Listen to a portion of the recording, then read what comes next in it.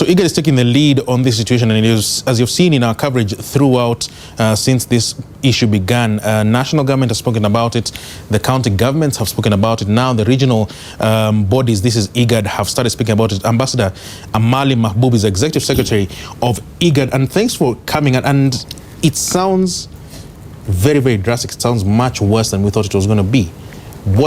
Just take us behind those numbers. Well, thank you. Thank you very much for having me.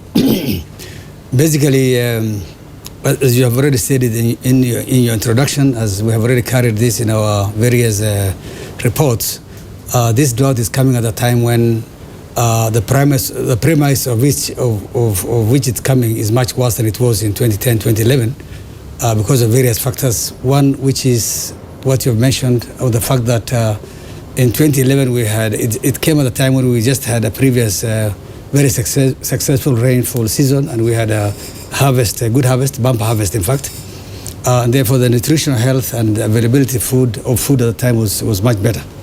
And then we had situations that were not prevailing then that are prevailing now.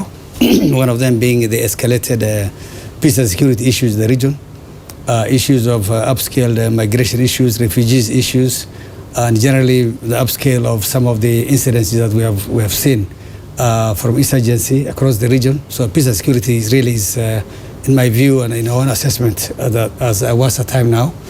But also at a time when there has been two successive rainfall season failures of 2016, the whole of 2016, which has already given much serious impact on the food prices and on the health of the people and on the water ponding and the general environment situation. It's also coming at a time when we have some serious and hotly contested elections either just having been concluded, in process now, or being done today. You know, Ambassador, you sound apocalyptic. Literally everything that can go wrong is going wrong. And if I remember my strategic studies, there's someone who said that even the insurgencies which led to civil wars in places like Somalia in the early 90s had something to do with changing ecological situations. So you have droughts, which lead to famines, which lead to security problems. If you're saying that all these issues are being compounded, it almost sounds hopeless. Well, it's not as hopeless. It's good for people to understand that this is not a situation where either something that was supposed to be done has not been done. Mm-hmm. No. It's not a situation where something that is supposed to be done now is not being done. We just want to tell people exactly the premises upon which some of these things are happening. And these are realities. In fact, from what you have said, I can tell you and I can prove that around that time, in the 90s and early on, mid-80s, drought situation has contributed to collapse of certain governments in the Horn of Africa. Absolutely, and that's the point of getting to, and we'll get to the hunger situation, but from the security situation which has been worrying us, IGAD has taken a lead on issues to do with South Sudan, for instance, and all the others. We have situations where we're being told that part of the problem with resolving issues in South Sudan is that large sections of the population do not have access to food, partly because they cannot cultivate because of the war situation, but partly an ecological one as well. So even if you have the ability to have access to land, even access to water, the rains are not behaving the way they should. So even that access to water is compromised. Same thing with northern Kenya, same thing with Ethiopia, same thing in Somalia. To try and bring all these things together, where does that then lead policymakers from a security situation? So you're trying to resolve the situation first, but the populations are becoming a problem. Yes, but that's why all the more we have to understand that this is not a situation that globally in the region or in different countries, it's not a situation where somebody somewhere in an office can tap his finger and something positive happens that then completely ameliorates the entire thing. And that's why communities who are engaged in warring relationships know that at this time, if they pause, they'll be contributing to a better response system of this situation.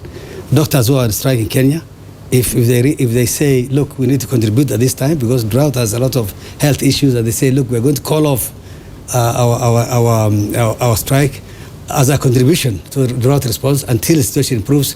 So really, this is an all-encompassing and comprehensive factor that requires everybody. All those factors I mentioned. In fact, you didn't even let me finish the factors. Some of the factors include the fact that the export of livestock in the Horn of Africa has now been banned because of some traces of disease incidences in the Middle East. These are the ones that used to go to the Middle East? That used to go to the Middle East from Berbera. About 3.5 million live animals every year. The last 10 years, I took statistics. You can imagine, an average. It means it was more or less. So you can imagine what's happening. It's coming at a time when the foreign remittance, sent to the region by our diaspora, I talk about $50, $100 to communities which will save life, have been banned and have been curtailed for a very long time. This is when the hawalas were banned? Exactly. So, but with all this in mind, then it worries me even more because, yes, you can put the onus on all of us, but let's face it, governments actually have a bigger responsibilities. Correct. What then do they do? Because we do have to relieve the most emergency of situations, which is food support. But what about the longer term issues, like you're saying, in terms of being able to support these communities better? No, correct. And what we're saying is, in 2010, 2011, when this was classified as the worst in about 60 years, at that time, there was a heads of state summit of IGAD heads of states, plus their counterparts from East African community heads of states. In fact, it was the first time ever, other than African Union summits, that we had two regional economic communities heads of states meeting here in Nairobi, and making a political statement saying droughts and other natural occurring emergencies should never turn into famine again in the Horn of Africa, unquote. And that's when we started really coordinating these response mechanisms, and a lot of things have been done since then, very positively. In fact, each of our governments, I could rate each of our government's contribution very, very highly since then. And to prove to you what's happening is, if we had the kind of floods we had a year ago in Kenya, 5 years ago, the situation would not be the same. But I'm sorry, Ambassador, communities and let's speak about Kenya only, but we can make it wider. Communities in Baringo would disagree with you. Communities in many of the northern counties would disagree with you that enough is being done, because they have seen not just livestock and not just crop failure, but actually people are starting to die. So when you say you feel that the governments have done enough, lots of people look at you and say, I don't think so. Look, the difference between governments have done, there is a shift in modus operandi of the way business is done in government, in amelioration of these emergencies, as it has been before, compared to what happened last couple of years when we started after these declarations and after the new systems have begun. Basically what it meant was to invest heavily, much more in resilience development, as opposed to waiting for people being in the same state of scenario of systems. Then these things come and then they perish. If you look at what is happening, there has been a lot of investments that has not been there before, even in Kenya, like things like money that's being paid, that's been being to the elders, money that's been paid to youth, social safety nets issues, cash transfers, purchasing foodstuffs, even by the international community locally here. All these things really had the effort of putting money in people's pockets, and there is resilience developed at that level. That's why we don't rush to declaring emergencies and asking for international support immediately, as we used to do. So something is happening. Fine. Let's take your word for that. But this again presumes that these are their most organized governments. I'd put in that picture, say, Kenya and Ethiopia within the IGAD region. That leaves South Sudan, which a lot of people are calling a failing state, if not failed already. That leaves Somalia, which doesn't have a government.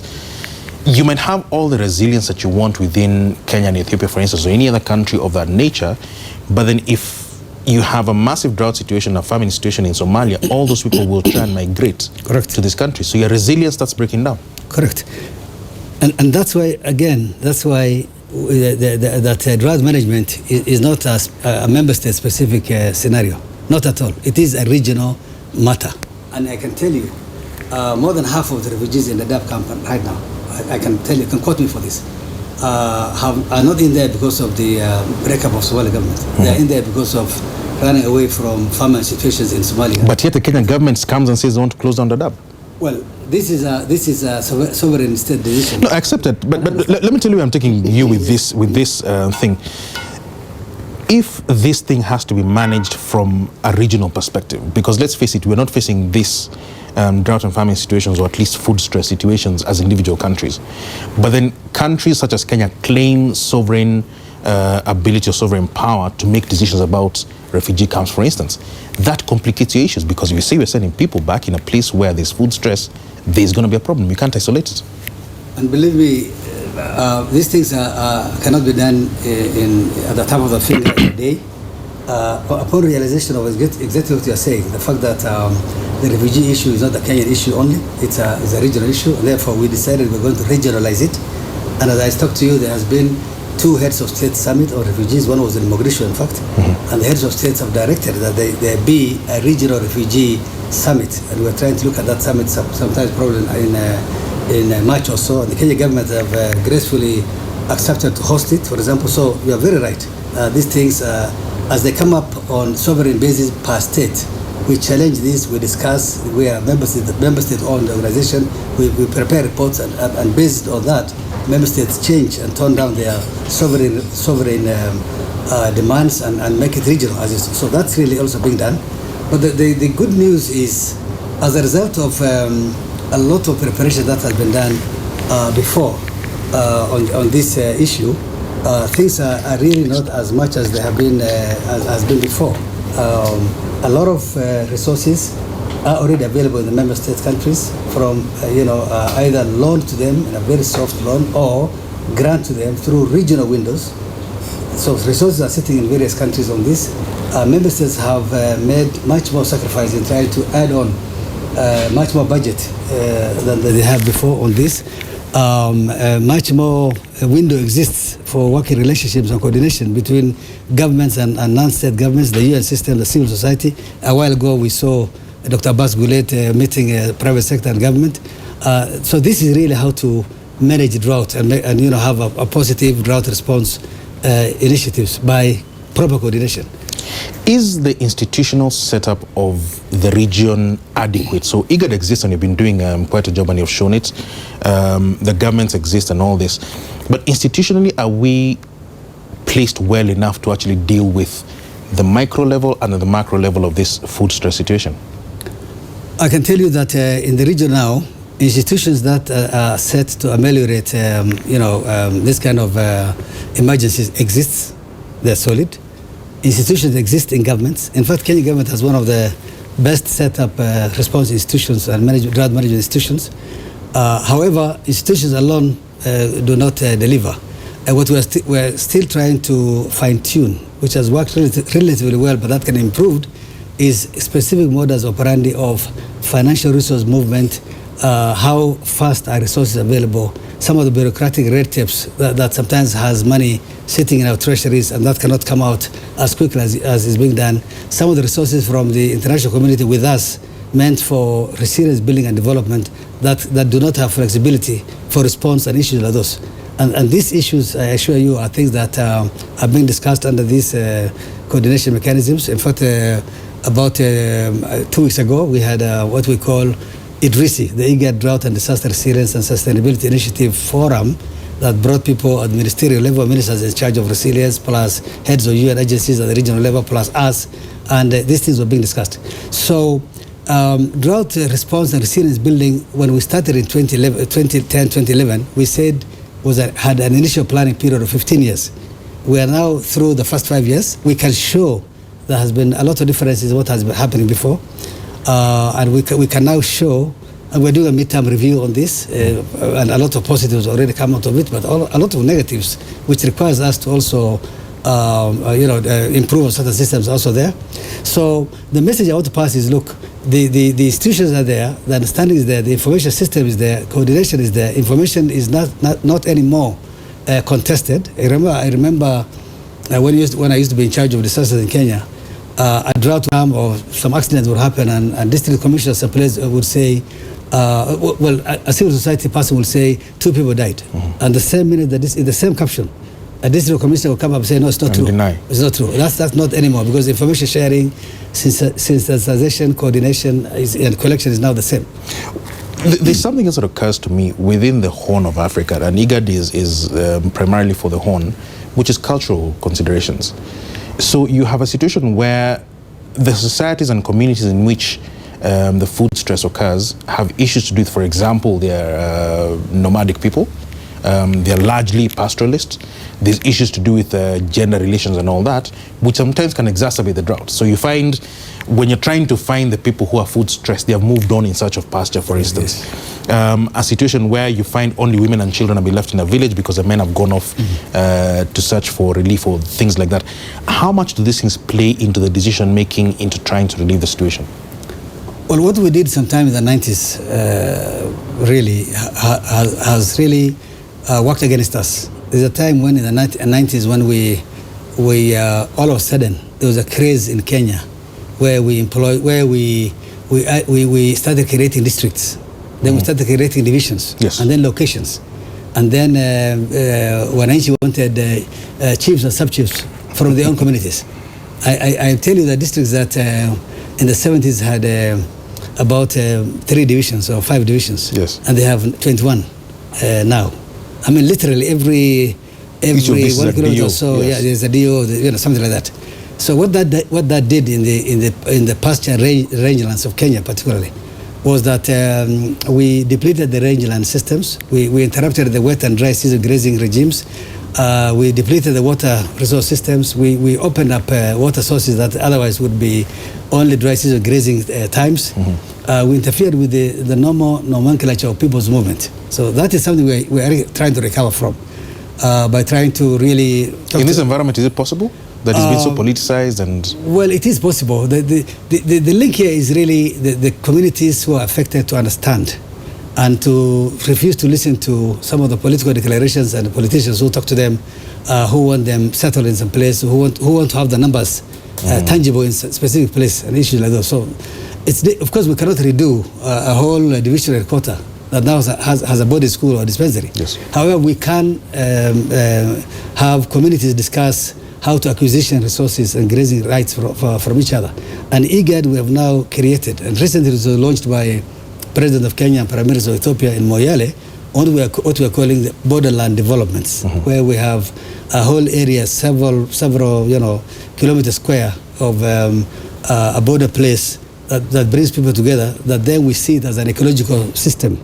And we see it as an ecological zone. And it's managed as such. That's managed as such, exactly, where we will have a common land use planning methodology. And this is now in Moyale zone, in Karamoja zone, in what we call a Somali zone that brings together Ethiopia, Somalia, and part of northern Kenya. This is also on. So we are this is outside of Ogaden and places like that. Exactly. And then we have a Dekhil one that brings Ethiopia, Djibouti, and Somaliland together. So all these are things that we are struggling to undo that has been done at times when we didn't really care what's happening. Let's then speak about the international situation. I'm glad you sort of started hinting about it. There's the regional one, which you're saying on the border regions, new management practices are happening with regard to how we use our ecological systems. But from a much broader point of view, it's now crossed the international community's radar because you have all these migrations that have been happening for the last 2 or 3 years that have gone and changed the entire politics of Europe, for instance. And people say part of them as well is due to ecological reasons. So you have Eritreans, for instance, over and above the political situation at home, are also moving because the land can no longer support the number of people that it has and all that. How does the international community come into play into this question? If they do understand that this is happening, if you, again, make it slightly wider, the stuff that's happening in the Sahel, in Central and West Africa, that's leading to people actually migrating to these places and they realize it's a crisis. In fact, that's a very good question. In fact, what we did when we started this resilience development agenda in the Horn of Africa, we tried to internationalize it. What we did, we said, this is, we see ourselves as a building pillar for the Horn of Africa, the Great Horn of Africa. And we asked the international community to work with us and have an international umbrella agenda that then can replicate occurrences of good practices in Horn of Africa in other parts, in the Sahel, in the Great Lakes, in Southeast Asia, in Haiti, where disasters are very common, other places. And as a result of that working relationship, we now have what's called a global alliance. So we have a global alliance for resilience, to which the executive secretary of IGAD or is it a network, though? Pardon? Is it a network, or how does it work? It is a big network that has teleconferencing, meetings, experience sharing, experience exportation, south-south, working relationships and culture, and triangular, south and north, and issues like those. But also that has a development wing called the Global Resilience Partnership, where some of the agencies have gone together, created a kitty that then finances innovations in resilience.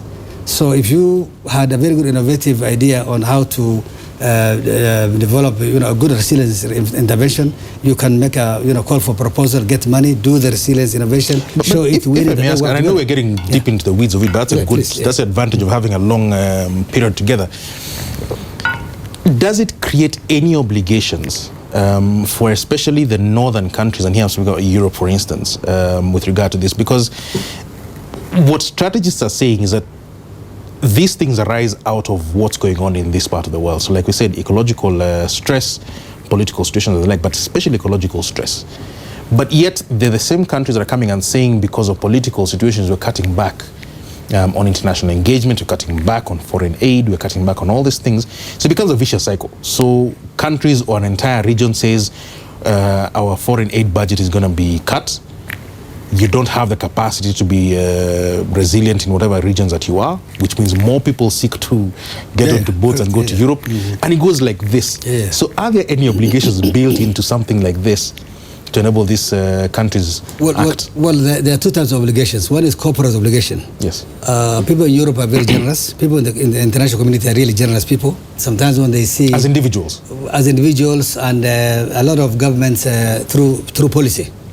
Some of the countries are, through policy, they have, all policy where they say so much percent of our GDP goes for development aid and issues like that. So really, we have to appreciate what the general feeling is. However, so there's that corporate part, but there's also the bilateral part where naturally like us, they also have their own interest to pursue. And sometimes as in the pursuit of those in some of the countries, then they run into problems. And then bilateral, engagement and smoothness of working relationships become hit a rock a little bit, which is very natural. So of course we run into such kind of issues sometimes where you even have a partner say, look, my money cannot be used in place X. And sometimes we even have to go to their parliaments. I've been to parliaments abroad where I've had to address parliamentary sessions to convince them as to why that they have to depoliticize this kind of behavior. But what we are trying to do to get them also comfortable and see to have their interest in is to work on something that also we feel pinches them. For example, the migration. Recently in IGAD, we started what's called a regional migration secretariat. As a result of the Khartoum process, the Valletta process, I put up the secretariat, appointed a senior coordinator, mobilized resources to create a working environment so that we provide as a region a stable working base upon which migration programs can be built on. And when they see things like those, then they will only not only support that initiative because that's close to them, but anything that is a core product of that initiative they support. Like now, it's a very good reason for them to support the drought responses, for example, because it is an immigration issue and it is a refugee issue. So we're doing bits and pieces of issues that are really contributant as a result of that then together are going to contribute to much more well-tailored responses and much more systemic way of handling this. So that in future, a planned period about 15 years, a time will come when we don't have to see any of this again. I can assure you.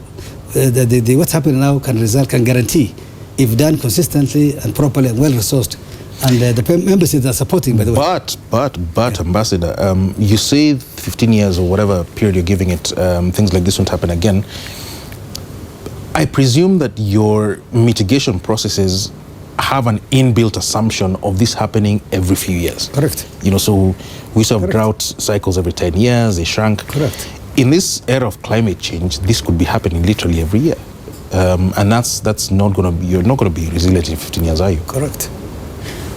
What you're talking about is, we're talking about two issues here. And I'm talking here, sitting here, and Kenyans watching, maybe they may think I'm a little bit callous. I'm not being callous, I understand. I come from northern Kenya. I think I'm more callous than you. So I understand. Yes, exactly.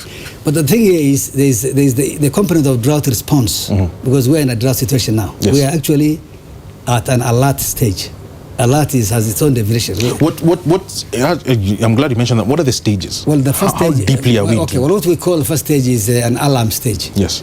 Is an alert stage, sorry. First stage is an alert stage, where environmental conditions have changed, water ponding is no more, vegetation cover is gone, browse availability is very poor, general environmental temperatures are extremely high, there are terrible, dusty winds blowing, there's basically environment has become almost degraded for that season. So that coupled with production systems decline, livestock death, body weight, lack of availability of milk, meat, You can't sell the animal. You sell it for throwaway price. Animal products like hides and skins and no more, ghee and stuff are no more. Food production is depressed. Like now, you carried it in your introduction. The maize price, which is a staple food across the region, is 130% higher than it was a couple of months ago. So if a bag costed you 3,000 Kenyan shillings, it's going to cost you 6,900 now. Other commonly used items like beans and oil are already 50% higher. So when that happens, when the environmental conditions of the production system together fail, then the situation turns into what the drought management experts call an alarm stage. Of course, worse than that is the emergency phase, where now we'll have to have the governments declare emergencies, like that's been done in Somalia already. Yes. In Somalia, an emergency has been declared, and that's when the rural economy collapses. So there's a response component, and there is the resilience component. So what I'm saying is the resilience component has done pretty well over time, and that in fact will have very little response. We talk about very little response now, and very few people to talk about at this time if we were at this stage 5 years ago. Trust me. So that is the preparation, the capacity building, the resilience, the resourcing, the policy, and the institutional building. On the response, I can assure you we still have problems. One of the problems that we have in response is, as I can talk to you now, there are monies that sit in different treasuries in our region, and it can't come out for various reasons. I don't want to mention this country or that country. There are monies that sit with IGAD, that I have money now in my secretariat that I cannot is that not flexible enough for me to quickly turn it to what needs to be done now. So on the response component, we need also to have mechanism that really then fast tracks what needs to be done. Now, this is part of the preparation of trying to refine and retune things like those. Now, in Kenya, for example, you have a very good institution, the Kenya Red Cross Society, a very, very good institution. In fact, one of the best regional societies in this region. And it will have been a very good instrument to just, if you have procurement and other red tapes, you can give the money to Kenya Red Cross, for example, and they will be very quick in trying to do the response and issues like that. So institutional building and other mechanisms that I'm talking about, some of it is already occurring in Kenya. So, and for example, the relationship between response by Kenya Red Cross and private sector in Kenya is first class. So this is what you've seen now from Red Cross and all. Exactly. I couldn't go this morning at another meeting, but this is first class. So those are the things we need to strengthen, that they will give us the ability to respond quickly. So these are the issues. So that we're talking about a little bit slightly related but different phases of the issue. You know, there's something we haven't handled, because our presumption of all these drought situations tends to be the pictures that we see, which is traditionally arid regions or semi-arid regions, people who are primarily pastoralist, etc., etc., etc. Animals die, water pans dry up, and all that sort of thing. The one thing we keep forgetting is the urban situation. Yes. So Nairobi, for instance, has declared that water will be rationed, and you've seen similar things happening as far as Cape Town even. I remember I was in Cape Town saying that water is going to be rationed and things like that. Are urban areas better or worse able to cope with these sort of things, where you have people such as yourself or myself who sit in an office a whole day? You're not going to be able to go for 4 or 5 hours looking for water, looking for this kind of thing. It occurs to me that urban areas might actually be, much as they're very shiny and nice, they're actually in a worse situation than these regions that are used to it. In fact, urban population residents are in a very serious situation. Every time we have this kind of situation in Kenya. The reason is, you've already mentioned, you'll be forced to look for water to buy through private sector water tankers, for example. And sometimes you can't even get it readily as you want. So you not only use money to buy, but also you waste time looking for it. And the man hours and everything and the frustration. You also spend a lot more on buying, acquisitioning food. Like what you said about the maize price and things. But also about vegetables, fruits and vegetables. You start paying more. So salaried people in the urban areas are equally as affected as people in the... But there doesn't seem to be an emergency response for them. Well, because, first of all, because we all put on a tie in the morning and walk out and put our best face on how to be in office like you are now, journalists are not having the opportunity to take those pictures. For example, if journalists in Nairobi wanted to have pictures, then they would go to homes and find civil servants who have worked the whole day drawing water, for example. That is easily available. Or people that's there. So they're equally suffering. However, when we're doing the planning for drought response mechanisms, actually it's classified arid, semi-arid, and urban areas. It's always like that, in urban areas. And during the urban areas, even food relief to individuals in some of the peri-urban poor people is done normally. And also some of the schools that primarily normally do not have school feeding program is normally started. So I have seen in my working life many times when there has been interventions also for geared towards the urban population. So that's also in normally the planning period, and it's normally done. Because the final thing before we finish is, speaking about this urban problem, I've seen resilience programs done by very big institutions. I think Rockefeller has one that they're carrying out in Nairobi as one of the partner cities. But is there a similar thing for sort of the less prominent cities? So Nairobi is fine, Kampala is fine, Mogadishu even is fine. But the smaller places where you still have huge populations, hundreds of thousands of people, but they don't necessarily get into these global partnerships. How do you engage with them, and what are they able to do at an individual level for their citizens? I can tell you that the Horn of Africa provides the best example globally on work on resilience, on resilient development. In fact, we are the initiators of this resilience, initiative globally. And that's why I'm saying it is as a result of what has happened here the last 4 or 5 years that really has acted as a good example for South-South cooperation. There are many resilience programs that are going on across Kenya and across the entire IGAD region, and these programs are very well financed through financial institutions and through member states' contributions and through other bilateral regional window opportunities. So those are going on. As I said, I wish we could quickly turn some of those programs into response mechanisms. But again, these discussions are going on. For example, if the cows that you saw died in Pokot, for example, normally animals would reach a certain level of dryness in their body and they will die anyway. Yes. This is a natural culling system, natural culling mechanism by our creator. But if the reason was because the body weight was emaciated because of a disease, then I wish there was a system to quickly avail the veterinary medication required, for example. So we have small, refocusing. There's someone who says, and there's a story I want to get to, but there are people who claim that, well, not claim because I've actually seen it happen, speak about things like insurance and insurance programs, which are based on what you're talking about. So it's not necessarily that the animal has to die, but you have measures which says if an animal goes below a certain weight and things like that, then insurance program kicks in. But before we get to that, we still speak about food. The government has begun distributing food to families in Murang'a County to curb hunger due to the current drought situation. Murang'a County Commissioner John Elungata led other government officials in distributing food to over 1,000 residents from Idhanga and Kakuzi areas in Gatanga sub-county. Parts of Murang'a South are experiencing hunger and famine following crop failure due to the rain shortage. Elungata says that about 25,000 residents from the county are experiencing hunger and a lack of clean water. He also said that the government is supplying water to people and will continue to do so until there is adequate rainfall.